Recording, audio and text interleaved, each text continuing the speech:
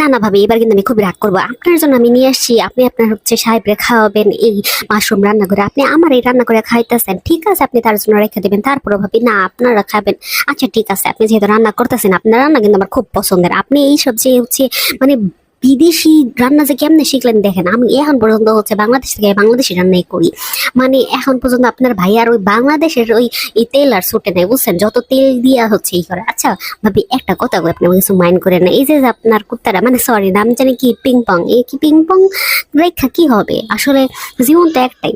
আর স্বামী স্ত্রীর পূর্ণতা কিন্তু একটা হচ্ছে সন্তানই, সন্তান নিবেন, সন্তান বড় করবেন, পরিবার বড় হবে, আর তার জন্য আরেকটা হচ্ছে ভাই বোন আনবে, এভাবেই তো জীবনটা হচ্ছে আপনি সার্থক হবে।